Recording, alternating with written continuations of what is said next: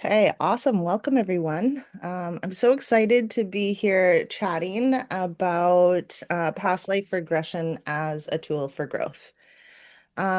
This is close to my heart because I can start with where my discovery came around this. I did my teacher training like so long ago now, and I remember right after teacher training. I fell in love with the practice of meditation. Well, that's not true. I did not fall in love with the practice. I fell in love with what happened after I meditated because the meditation didn't go that well. I thought, you had to be Buddha to practice meditation and, all the thoughts would disappear. That didn't happen, but what did happen was like some peace and calm that followed the practice. So I thought if I could feel this way, I would love to share that with people. So the first training I took after teacher training was meditation teacher training. It was awesome. My teacher, still one of my best friends, she she ran such an amazing teacher training, and we had such an amazing group of people that for several years after the training, we would actually meet up like every 1, 2, or 3 months and go and do something together as a group. And one of the things that we did together as a group was a past life regression.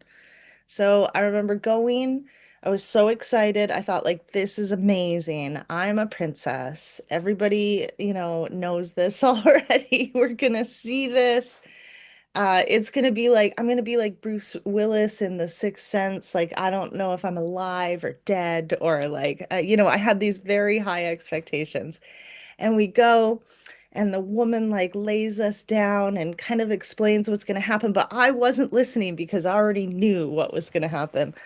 And I lay down and I close my eyes and she guides us through a meditation. I look at my feet and they're grizzly bear feet. And I'm like, no, this is not what I signed up for. This is ridiculous. There's no way I'm a grizzly bear.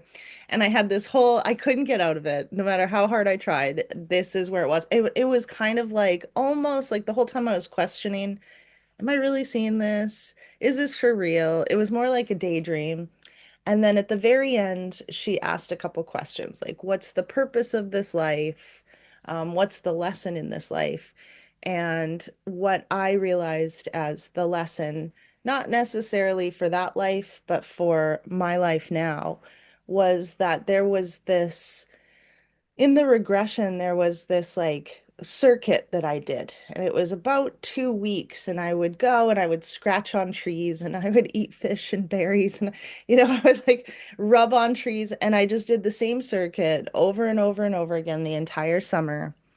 And there was no reasoning to it. Clearly, I was an animal, so I didn't have like a conscious thinking mind. And I realized that I had carried that, like, I have to. I just got to keep busy. I got to keep going in this life. And it had clearly come from that life. And whether it's real or imagined, the idea of practicing past life regressions are that your subconscious has a message for you. And that was the message I got, was this life in which I was currently burning myself out in was the energy from it was not even really from this life, and it had absolutely no benefit for me. And that was an identity killer, like an ego killer, because I prided myself on how busy I always was and how much I worked. And I was starting to feel the effects of burnout and had made the decision actually to quit med school, to quit nursing, and to become a full-time yoga teacher.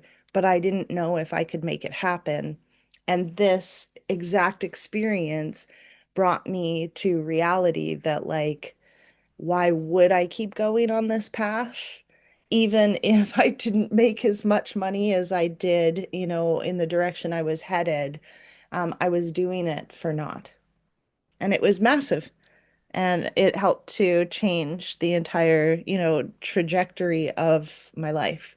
And every time I would get caught in the loop, including now to this day, and that must have been 10 or 11 years ago that I had that past life regression.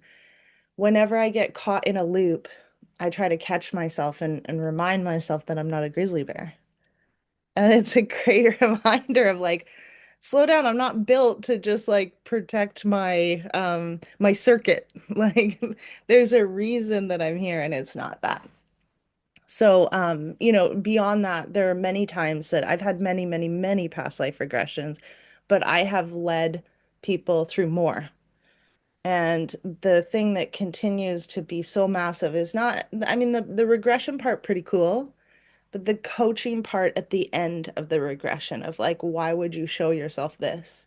And when people stop saying, I don't know, and they actually start to look at an answer of why, they would show themselves this through their imagination, the answers are pretty massive.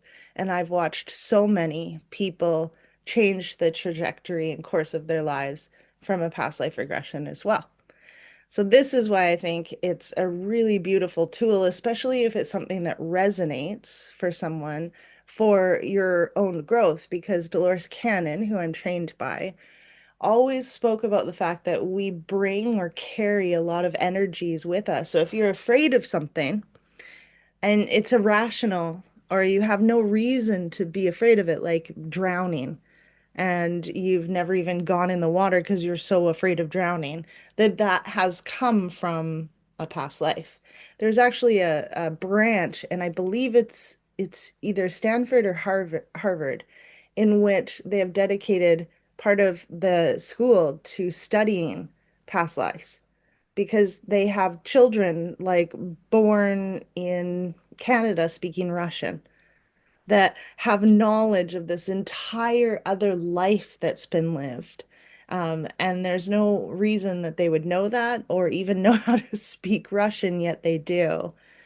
So this isn't something that also is like a really woo-woo technique. It's actually taught as a part of psychiatry, of being a psychologist, and that's where Brian Weiss comes in.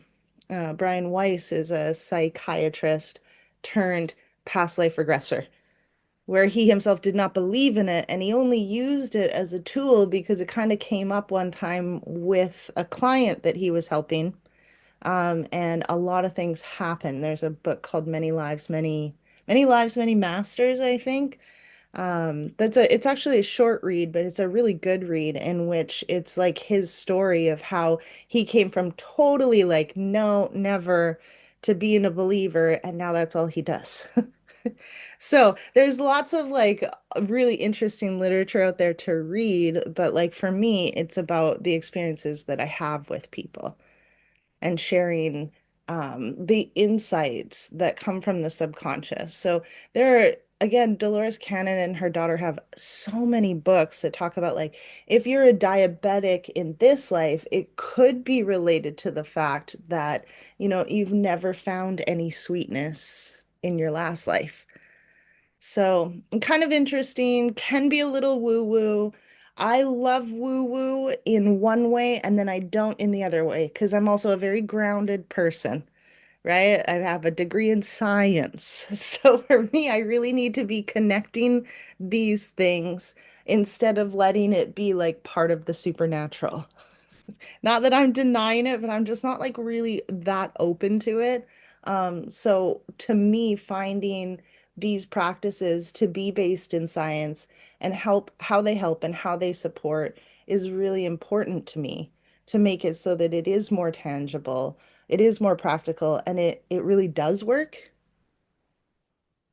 But then that brings me to another part. So one of the things I've seen in this spiritual world is someone telling me like, "Oh my gosh, you have to do this. It's life-changing."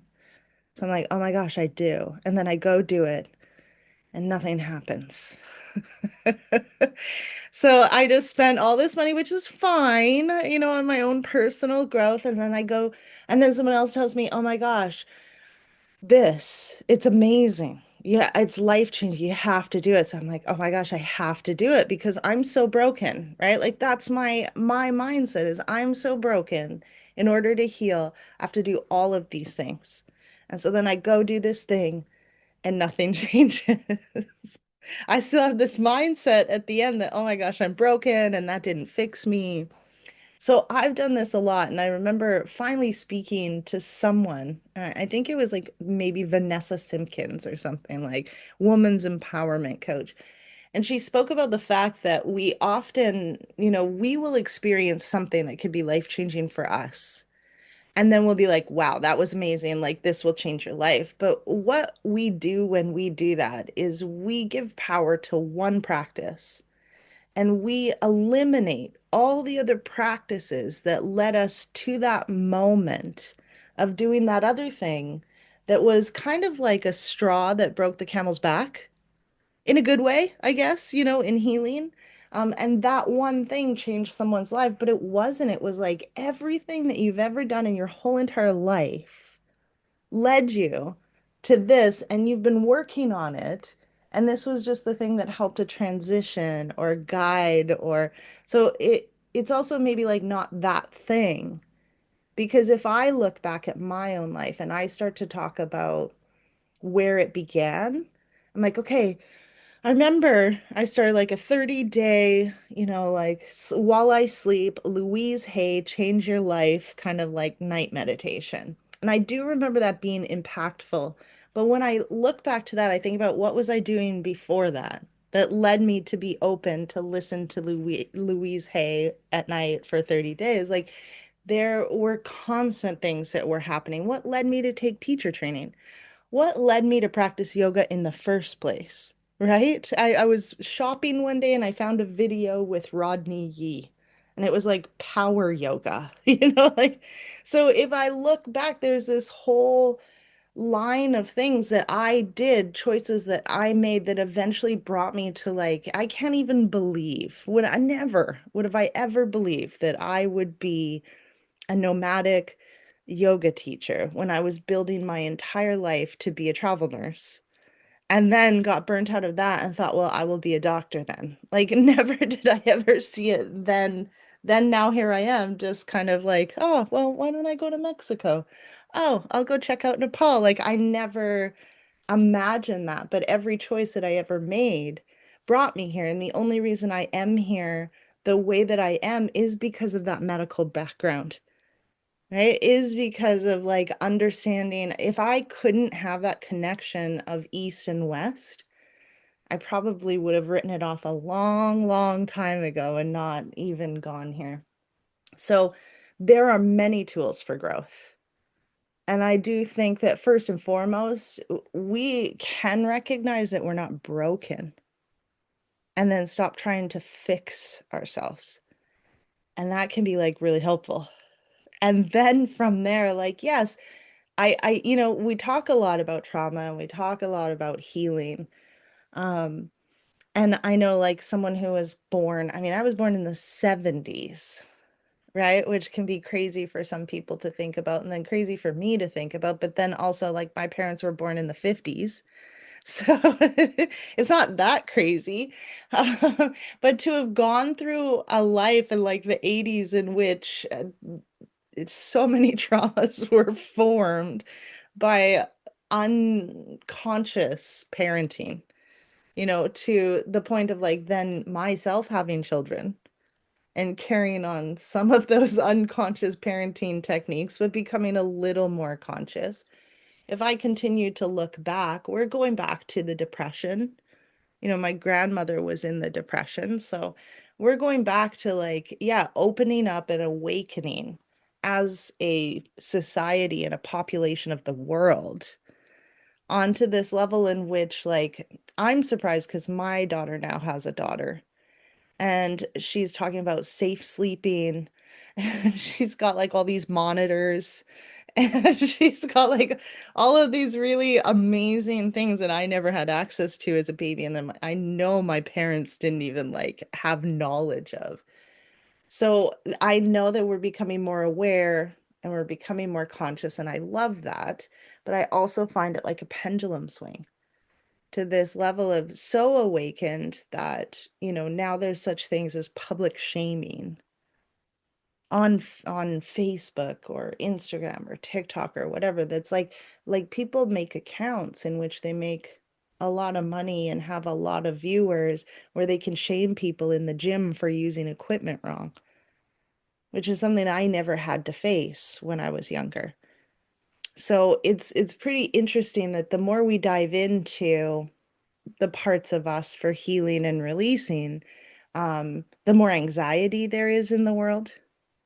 Anxiety was never really a diagnosis when I was younger or even when I started my nursing career. So many medical diagnoses now were psychiatric diagnoses when I was becoming a nurse. So it's been very interesting also to shift and move through the world, becoming aware of what's in our bodies, like what we hold physically in our bodies without releasing emotions, etc. But it seems to be, yeah, transitioning on the pendulum so far that it's like now we're broken and we have so much to fix. So our entire identity becomes about like diagnoses. And if that were true, and past life regressions help us come to a realization of why we have the diagnoses that we have in our lives now, based on a past life, which really does come kind of woo woo, right? Then this is a really beautiful tool, even in the present time, for growth, for understanding, and for moving forward. Because in my mind, the reason that we're looking for diagnoses, the reason that we're looking to understand what's going on is so that we can then do what we need to fix it, which then becomes about being broken and fixing. Yet at the same time, I really like to be educated. And if I'm educated, I know, like right now, I have a really bad shoulder. If I lift it up too far that way, it will pinch a nerve and send this massive pain in my body, takes my breath away, kind of fall to the ground like it's bad. And so, in order to, fix this shoulder, I go to a physiotherapist and I have the physiotherapist give me a diagnosis, right? You have a teres minor tear, and here are the exercises that you need to do to build up the other muscles because you've lost your posture and now you're putting too much pressure on a tendon and now you have this bad injury. Okay, so now I do those exercises every single day so I can strengthen it so I'm not in pain all the time. Sometimes I find that nowadays it's like, okay, I've got the diagnoses. Now I can never move my arm ever again because it hurts if I do, right? And so I do find that like this past life regression as a tool can be really helpful of like, okay, I have this pain in my arm. And now I know why I have this pain in my arm. Example, like I'm starting to get a winged shoulder blade and I roll forward and now I'm doing everything like with the wrong muscles. And so that's what's causing the injury. It's putting too much pressure on a rotator cuff muscle. Now I need to like engage all the other muscles in order to stop using that one little muscle, right? Sounds great. Past life regression would do the same thing. It'd be like, oh, you have this because in this other life, there was this behavior. So that starts to bring about a question around subconscious, right? Like, woohoo, imagination. When people are in past life regressions, I say right at the beginning, listen, you could spend the entire time questioning. And that's for these analytic thinkers, myself included. And that will be your past life regression. Usually I'm charging like $35 to come and do this. So if you're doing this and you're spending your $35 literally arguing with yourself in your own mind, that's fine, but I would be unhappy that I just spent $35 to argue with myself. So my suggestion is be like, listen, mind, we can talk about it at the end, right? And then someone will go through it, and then these questions come up. What's the purpose? What's the lesson? And how do these things apply to your life right now? And they often do. Whether someone was dirt, because this is for real, a squirrel, a soldier, a pirate, a hurricane, a tree, a pebble, like there is something in that life that either was learned or not learned that can be carried into this life. So this brought me to uh, now this really does kind of go into the more spiritual where I don't have answers. There's a constant question of, or a constant phrase of like, you are just one drop from the ocean of consciousness, right? I love that. And I love thinking of like that drop having many different lives. But if I am a drop from the ocean of consciousness, and then when I cease to be in this body any longer, the consciousness, the drop, goes back into the ocean. There will never be that one drop ever again. Because as soon as the drop goes back into the ocean, I'm part of the ocean. And so if I take another drop out, it's going to be completely different. So when this was presented to me, then this became like a concept that not only is the past life like mine, it's it's the oceans. So if I'm regressing, then I could be regressing to any past life that was not like the person that I am now, Kalin. Kalin has gone through every experience that she's ever gone through, right? Created her own personality, named it Kalin, has gone through her life with her parents. Like I've gone through everything and nobody else has gone through it, including my own sister, who has a completely different perspective on our lives. Our memories are different, even of the same situation, right? So she's created, I mean, her own persona with her own name. So there will never be like another Colin ever again. And if I go back to the ocean of consciousness, then I could pull on any life.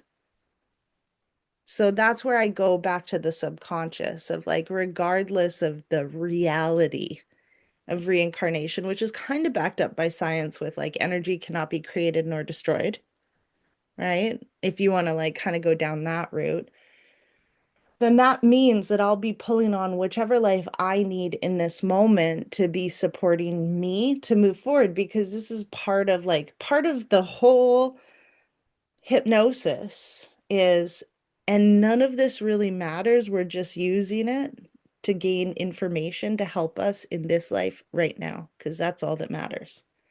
Past life doesn't matter, future life doesn't matter. This life matters. Because if I check out of this life and kind of wait for the next one, it's not going to be Colin like redoing it. And then I also think about that is like samskara, as spoken in the sutras, about like a latent impression, right? A story, a belief that we keep going back to. And at the core of it, that latent impression, that samskara, I would say for everybody is, I'm not good enough.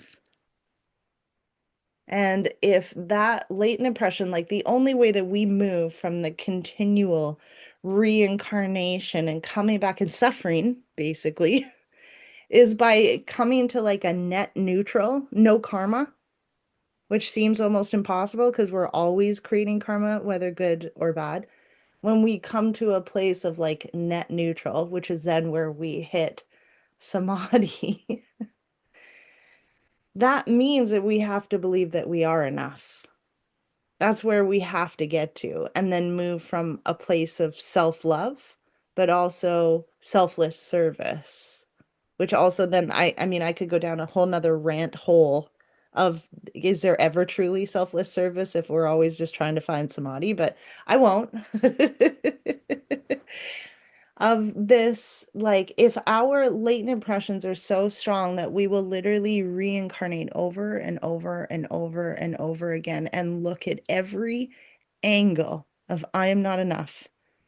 From, I mean, imagine the lives that you have lived from, I even do in past life regression teacher training, we even do like one life where you look back at like when you had power and you abused people, when you had power and you did good, and when you had power. And it's a lot about like healing within.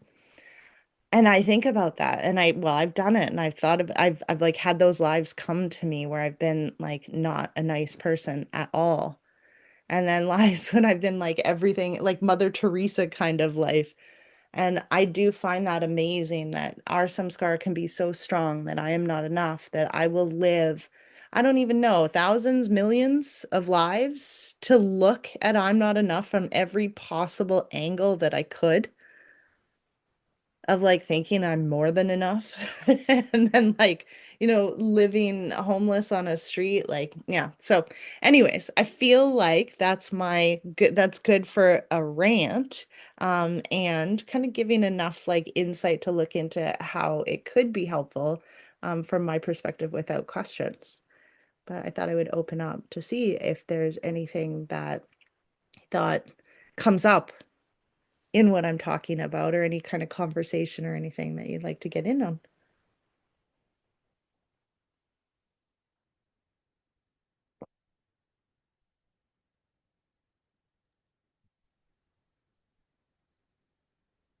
Yeah, I really like how you're saying the drop in the ocean and how um it's not just your past life regression because yeah, then yeah, you're part of the whole. So it's contributing to the whole as well. Yeah. One thing that's very interesting that happens, because often I do this as a group service, not often, very, very often one-on-one. I still do it one-on-one, but not as much. And what is very interesting to me is always people will come out and then people start to share. So after we finish the past life regression, there's a time you write it all down in a journal or on a piece of paper, and then we share. And in the sharing, someone will share, and then someone else will say, I feel like I was there. Or they'll be like, we're very connected. And then they'll tell a story. And from my end of things of not being there, I don't understand how they're connected. Like, other than maybe, like they are both in a jungle. But there's some intuitive hit that these two stories are very similar and they're coming from either a similar time, maybe even the same town. But that happens every time. And I do find that interesting. Like, is that as a group, clearly we're connected. If you go to like heartmath.org, there's a gentleman on there that talks about the fact that personal space really is a thing, and it's about 6 feet. And when we are in each other's personal space, we have an electromagnetic um, energy that goes about 6 feet outside of ourselves. And when we connect, like our heartbeats will start to sync. We know about like women sometimes when they spend a lot of time together actually start to sync in their moon cycles, which is always very interesting. But like immediately what happens in a group is we are connected, like electrically, and internal changes happen in our body to get into sync with the people that are in our personal space. And that's why sometimes we might be repulsed by someone being too close to us because of their energy. It really is a thing. So, in a group setting, we are totally connected because it's very rare that someone is 6 feet away while we're sitting in the circle. They may be 6 feet away from me, but they're, next to the person beside them, which is right beside me, and that's how we're connected. So I do find it interesting that people will come in and be like, I was there, or I feel similar, or we had the same regression, even though when they speak, they clearly did not. But there's some intuitive type of connection that's going on there. And I, other than that, can't really explain it, but think that it's pretty cool if we're dipping into the same pool. That's kind of where I go. Well, then they clearly didn't have the same regression because they have, maybe one was a man or one was a woman. And they're not saying like you were my wife and I was your husband, but they have the same kind of environment, same kind of lesson that's coming from it. And these people end up being connected in this life, which I find very interesting because we usually do past life regression in a teacher training kind of near the end, following, the Andean medicine wheel. That's more of like an eagle practice, like, woo, checking it out, seeing it from the whole perspective. So for that to happen, it's really neat because sometimes it'll be people that didn't really connect during the entire training. And then now all of a sudden that's brought them together. And then sometimes these people continue on. And I mean, there's so many WhatsApp groups that I'm a part of, and it's lovely and everything. And my favorite is when two people get together and then they take a picture and they post it in the WhatsApp group. And so what I do find is a lot of the time that when that happens, these two people that connected during that time are still connected outside. So there's some kind of interesting connection there, that continues on. And I do think it has to do with like pulling from the ocean, but we'll never have the same drop, right? Like Colin isn't going to die, but then come back as Colin and then Oh, do something different in another life, right? yeah, yeah. Does it ever happen that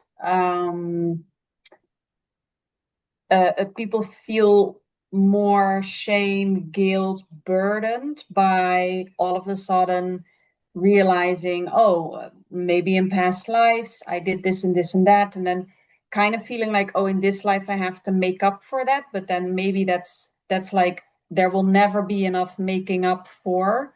Like, how do you deal with that? Yeah, that's such a great question too. Definitely. And sometimes these regressions can like leave an impression that it just doesn't end. It continues, sometimes for days, sometimes for months of like, and my suggestion always is like keep going deeper because there's clearly more for you, like journal, explore however you can. Um, I'm trying to think of how often I've seen it. It's often the ones that are more impacted is something happened to them that wasn't, the greatest, as opposed to them being unkind. Here's what's interesting. If you were to regress to this life, right? This showed up in your, your with someone else, different life, and you regress now to this current life. Like, what would stand out in your life right now that you would think of as like three special days? Like, what do you think that I mean, I know you don't know this, but we do go through your day of death each time. It's very important to kind of close it. So, what's that going to look like? The reality of experiencing like being a Viking, the reality of like experiencing something very drastic like Game of Thrones, right, is quite unlikely. So most people have these, what Dolores Cannon calls digging potatoes lives, right? And that's what we're living now is like if I regressed on this life while I think my life is amazing and shocking, and I still I'd be like, I don't know, I guess I got married, I had some kids, like what would I regress to as being special days? Because, and then I kind of think like, am I boring? But I know I'm not.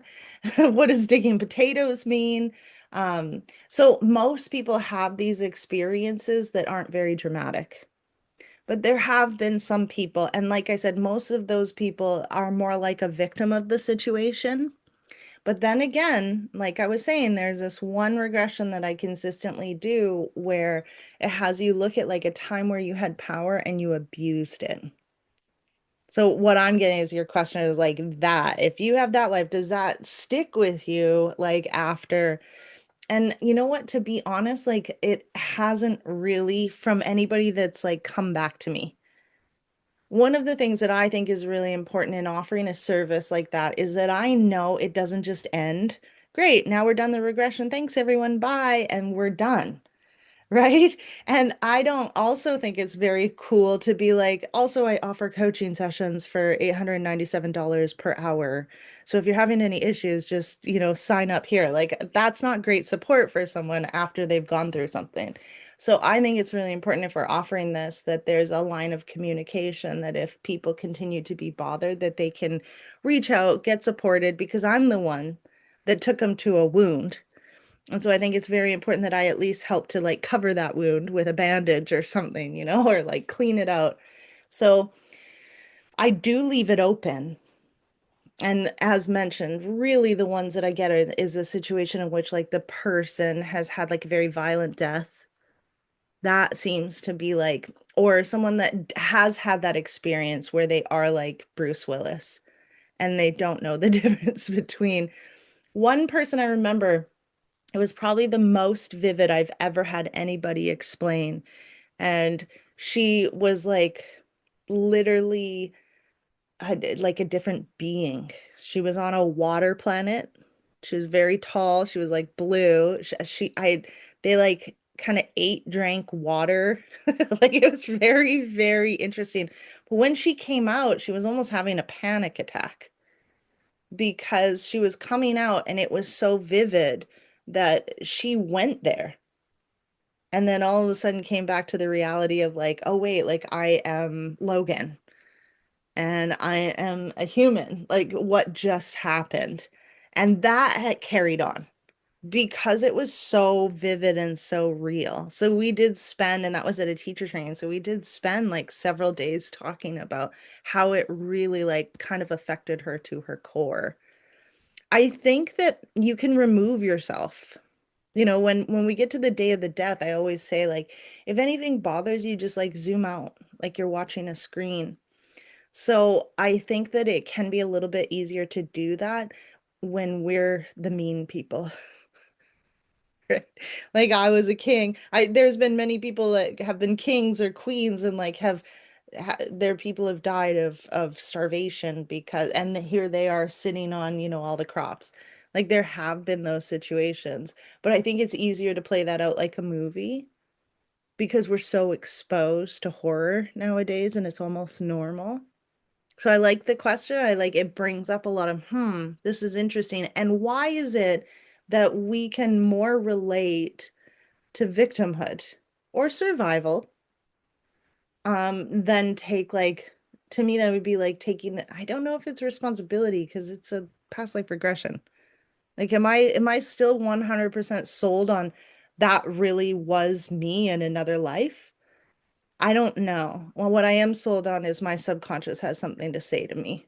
And it's been very drastic and helpful in my life to recognize what my subconscious has to say to me as a tool for growth. But would it be helpful, yeah, in the other way to be like, oh, wow, I really was a monarch and I starved thousands of people? I don't know. To feel guilty about that every day for the next week, I don't know. So I do think it's easier for us to zone out when we kind of do mean things and bully than it is for us to tune out like when we are the victim, which I mean, how we do anything is how we do everything. And so I see these behaviors even in our lives nowadays. It's easier for me to tell you all the reasons why I did something than to understand why somebody else did what they did. I'd have to look beyond, well, I'd really have to look into myself and see why I would do something and then give somebody else the benefit of the doubt of like they probably did it for the same reason. But I don't see that very often. This is something that like I'm back home right now. I'm back in Canada and I'm very like in my family and I don't really love the North American veil. It's very like materialistic. It is very about like your behavior, everybody else's behavior and how it affects me. And I find that.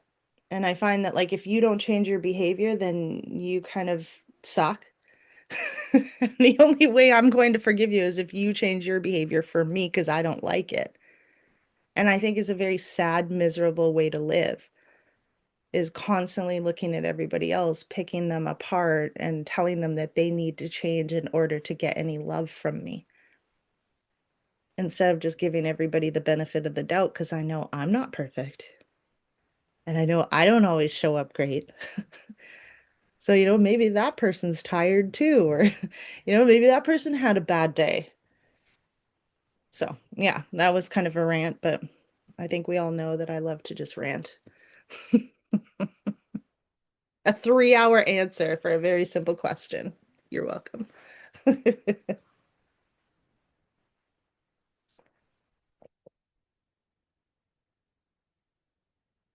Yeah. Well, I mean, to me, this feels like a good place to end unless you have any other questions or anything's kind of come up. No, it was very clarifying. So thank you for all the sharing and the knowledge and very interesting. Definitely, I'm gonna let it sink in. Yeah, Yes, so thank you so much. welcome. You're welcome. So we do have the past life regression facilitator training. It's like $333.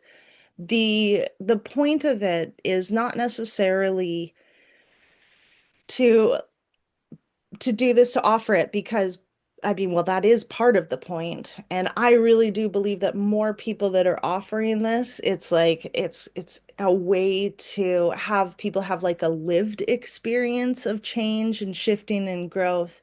But what I really love is the fact that when someone does anything like from me, I want you to experience it first, so that like there is a journey and there is a path. And when someone just like runs in and does whatever they can, now I'm certified, now I can offer it. The problem is by cutting through the experience is that then we can be really quick to answer things for people. And whenever we answer things for people, it never hits. It never hits a nerve, it never hits a chord, because we're just telling people, here's what you need to do. Here's what I'm getting from your past life regression. Like, no, that's not our job. Our job is to like hold space as yoga teachers. And this is my opinion, by the way, is to hold space to facilitate that growth.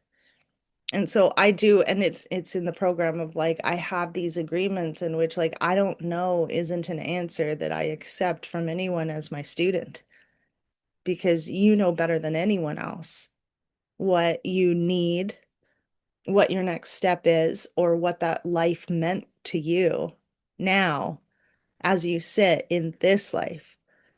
So I really appreciate like not only to like that program is so accessible for us to do our own work, not just start to facilitate it, but also as a side note, it's something that not a lot of people are doing, even though it is becoming more popular. So it is always a great offering as a yoga teacher to throw out there. So there's my little plug at the end of the masterclass. Yeah. All right. That was awesome. Thanks for being here. And hopefully I'll see you again. We got yoga on Wednesdays, which might not line up with the time zones, and meditations, and then the master class once per month. So hopefully I'll see you again. All right. Have a day. Bye. Thank you, you too. Enjoy the warmth. Yes, I will. Absolutely indulge in it. Yes. Thank you. Bye.